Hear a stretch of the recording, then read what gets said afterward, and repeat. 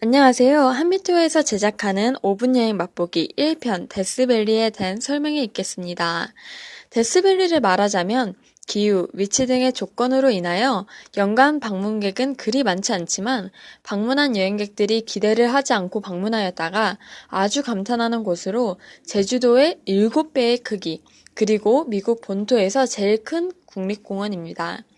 데스밸리는 각 지역, 각 포인트들마다 신기하고 다채로운 풍경을 보여주는 곳입니다. 데스밸리의 관광 포인트.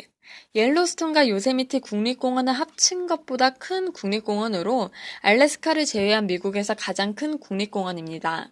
또한 미국 내에서 가장 건조한 지역이고 서반구에서 가장 낮은 지형이며 또한 지구상에서 가장 더운 지역에 해당하는 곳이라 할 수 있겠습니다.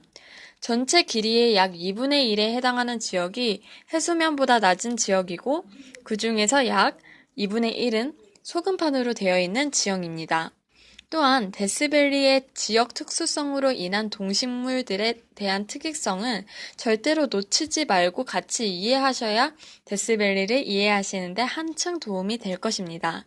즉, 제대로 된 투어 가이드 없이 방문하시게 되면 유익하고 신비로운 데스밸리의 지질학, 기상학, 그리고 동식물학 측면으로 자세한 설명을 놓치게 되어 너무나도 교육적이고 감탄사를 연발하게 되는 의미 깊은 여행이 아쉬운 여행으로 남게 될 수 있습니다. 예로 데스밸리는 파충류의 천국이라고 할 수 있으며 또한 이곳에 사는 새의 경우 잘 날지 못하고 뛰는 특징을 가지고 있습니다. 이 새들은 단거리 달리기 선수나 경마하는 말보다 순간 뛰는 속도가 빨라 코요테와 같은 천적들이 사냥하는 것을 엄두도 내지 못할 정도입니다.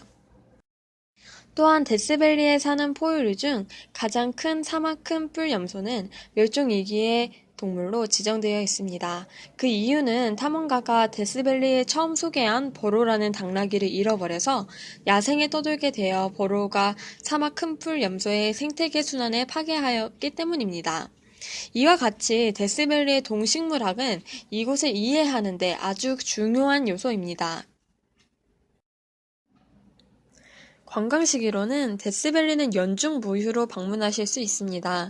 3월과 4월이 가장 방문객이 많은 계절이고 12월과 1월이 가장 적은 계절입니다. 여름철은 온도 상승으로 꺼리시는 분들도 있을 수 있지만 차량에 문제가 없다면 전혀 염려하실 필요가 없습니다.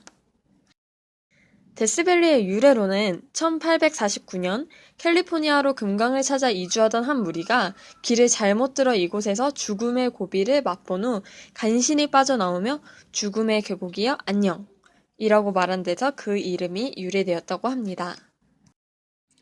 이제 주된 관광 코스를 사진으로 맛보게 하는 시간을 가지겠습니다. 그럼 데스밸리로 이동해 볼까요? 1번 코스 데스밸리 입구 사진입니다. 다음 코스는 단테스 뷰 포인트입니다. 서유럽 문화의 거장 이태리 시인 단테 아시죠? 그의 대서사시 신곡에 등장하는 지옥편 34곡의 배경과 비슷하다고 생각해서 붙여진 이름입니다. 너무나 황량해서 오히려 아름다운 땅이라고 할 만큼 데스밸리의 아름다움을 한눈에 볼 수 있는 곳입니다. 세 번째 코스 자브리스키 포인트입니다.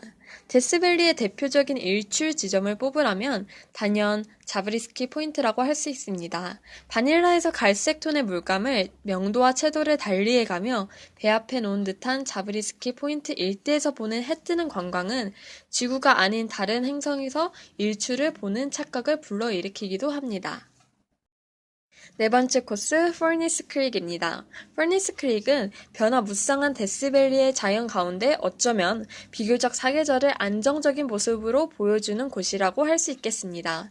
퍼니스 크릭은 크릭이라는 말에서 유추할 수 있듯 물이 있는 곳입니다.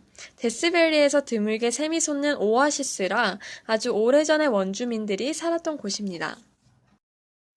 다섯 번째 코스 샌드준입니다. 5개의 모래 언덕 중 데스밸리의 바람이 만나는 곳으로 인근 산에서 날라온 고운 모래 입자가 바람에 따라 돌다가 바람이 만나는 이곳에 정착하여 만들어진 모래 언덕입니다.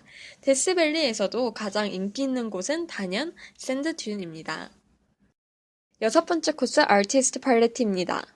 데스밸리의 국립공원의 아티스트 드라이브는 여러 가지 색상의 화산 활동과 침전물로 만들어진 언덕들을 돌아보는 관광도로입니다.